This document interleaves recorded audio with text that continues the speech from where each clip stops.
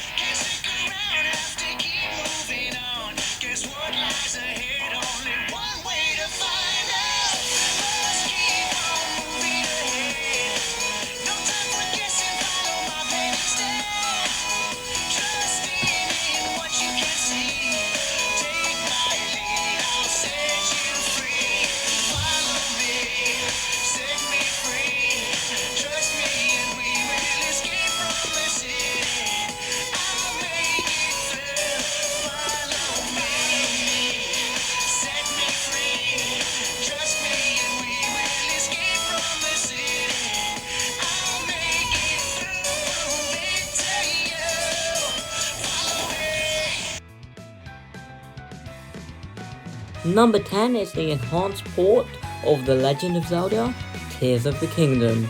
If you don't know, some Switch 1 games will be gaining a Switch 2 edition, which enhances them. One of those first 5 is The Legend of Zelda: Tears of the Kingdom.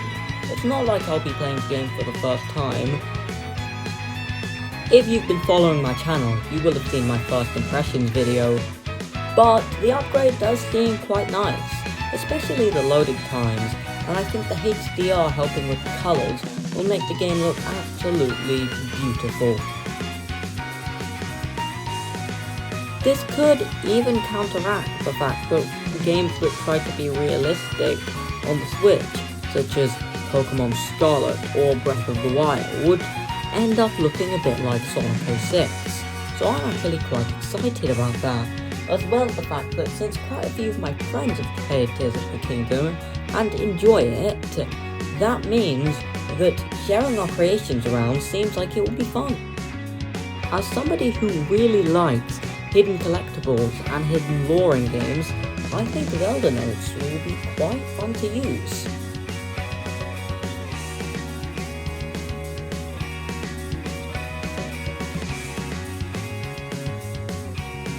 And 9 is Breath of the Wild, mostly because I'd love to see how it compares to Tears of the Kingdom. I also haven't played it, and know that it's a bigger splash on the gaming industry and how open world games are made. That's all for this one though, on to the next entry.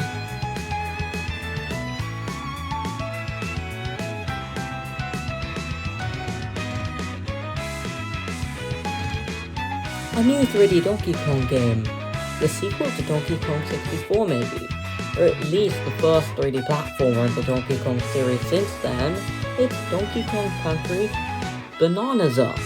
Yep, that's it. This game takes place in the underground, though not the one you're probably thinking of, where you meet skeletons who ask you how the fall was.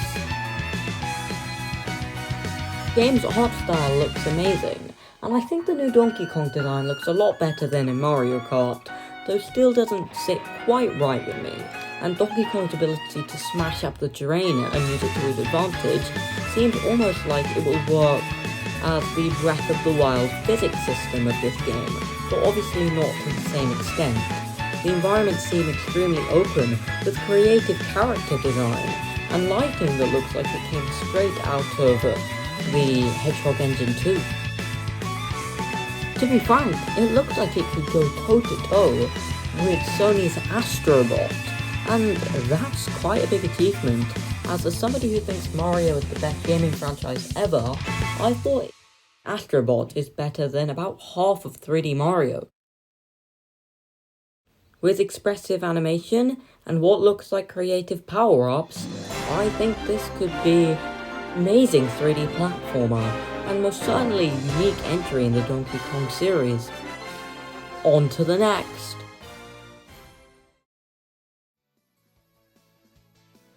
Next up is Kirby Air Riders. Kirby Air Ride being a game I thought we'd never get a sequel to. I think the mechanical theme looks quite good, and I think that's hinting at, as well as the name, the existence of a lot of kart customization and a heavy emphasis on playable characters in addition to that. This is backed up by the bike seen in the trailer. There's not really much to say about this one, as there's not really much shown, but I think it's really interesting how Masahiro Sakurai, the creator of the Smash Bros. Series, is working on Kirby again, him being one of the people who worked on the original Kirby games. Can't wait to see how his skills have transferred over. I think they would, especially if they do a follow-up to Kirby Air Ride's most famous and popular mode, City Trial, which I think they definitely will. Next up is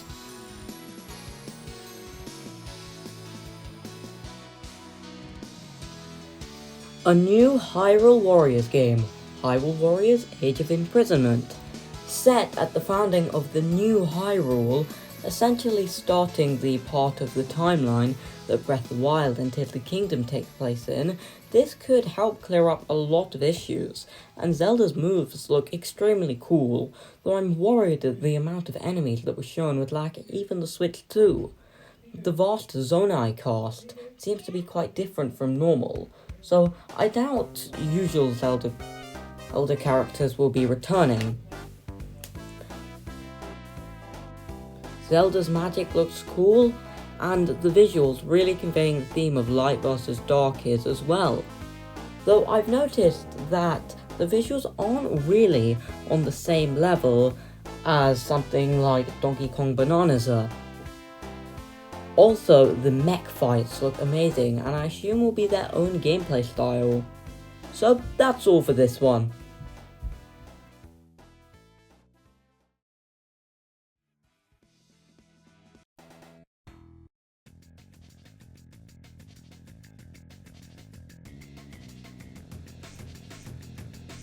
The last of our library padding Switch 2 edition friends, in a surprisingly high placement, is Kirby and the Forgotten Land with its new upgrade, the Star-Crossed World.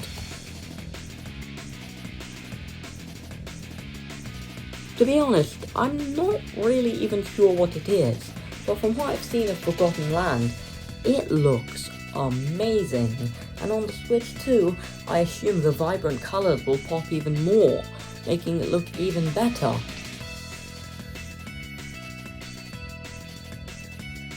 I've thoroughly been enjoying Kirby 64 The Crystal Shards. As well as having beat the original Dreamland, I consider this an amazing opportunity for me to dive into modern Kirby, and I assume this is the direction the series will be taking in future, but I think the controls may end up being a bit awkward for me. From the little I did gather about the Star-Crossed world though, it seems to be about making terrain appear, as well as Kirby and friends getting new and improved weapons, which does seem like a good system. It's cool, but it's time we move on to something that really appeals to my love of retro gaming. The GameCube is finally being added to Switch Online. While launching seemingly with only 3 games, I'm still excited because those 3 games, from what I know, are all bangers. The Legend of Zelda The Wind Waker is always a Zelda game I've wanted to play, and I theorise I'll probably enjoy more than Ocarina of Time. And F-Zero GX looks extremely appealing after how much I enjoyed F-Zero 99. I'm a little bummed that they're going to be adding Mario Sunshine, making buying Mario 3D All-Stars even more worthless. Though playing Galaxy 64 and Sunshine for the first time was a good experience, so I don't think I chose the right way to do it. Playing online with friends is probably gonna be nice in F-Zero though. Lastly, button mapping seems like it will make things less awkward, and a GameCube controller seems like a great idea. Game, I already have the Switch 1 version. Next, a pick which came out of nowhere, the amazing physics-based game, which has actually been announced for a while, Human Fall Flat 2. Why, you may ask? Yeah, my friends recommended it to me a lot, and it genuinely seems good and extremely creative in its ideas. Hopefully this is a good jumping on point for the series. That's all for this one.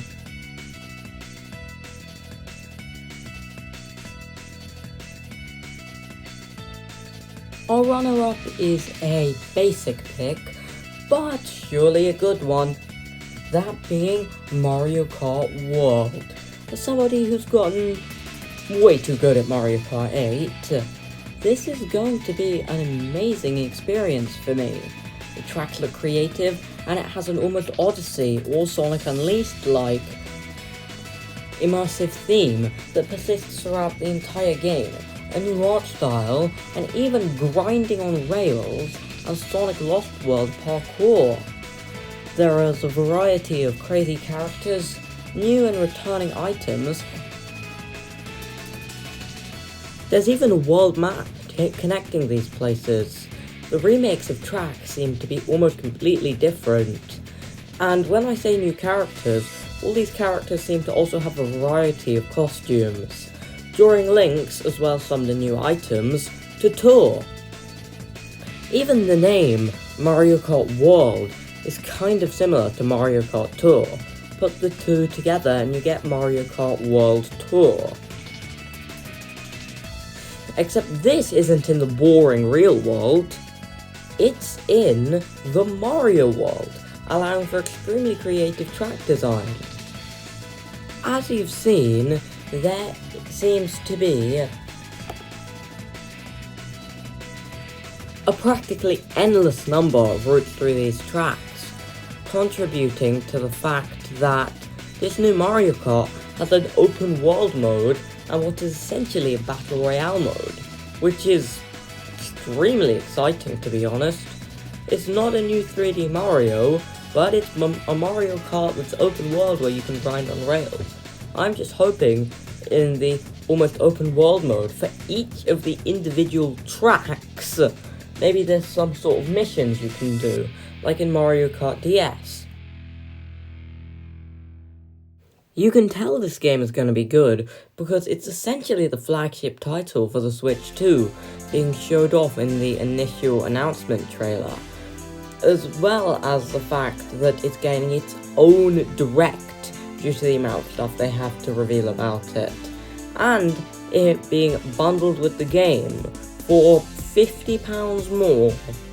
That means I only save £10. Wait, no, I save £40.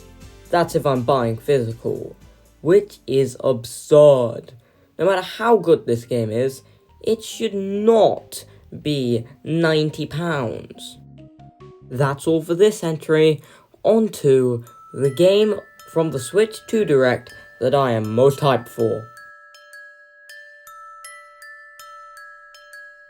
The Deltarune Chapters 1, 2, 3, and 4 bundle.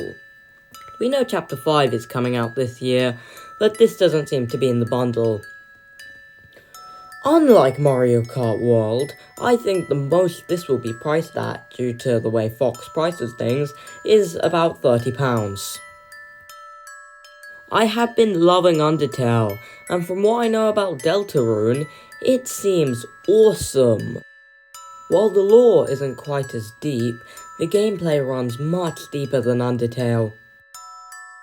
So all the chapters in one, on launch day? That sounds amazing.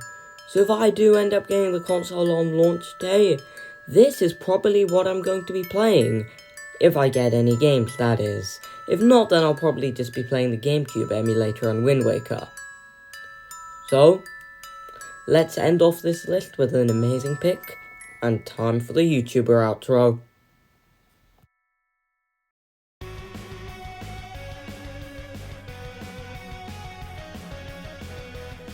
Though before we go, I'd like to mention I had almost the achievement there of forgetting the existence of Silksong.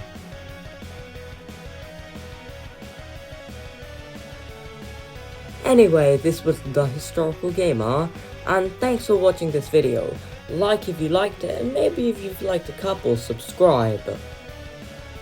For me, the best thing one of my videos can get is comments, so tell me if you agree with my list down below, and I'll definitely read whatever you put. Look forward to seeing you guys' list. Goodbye.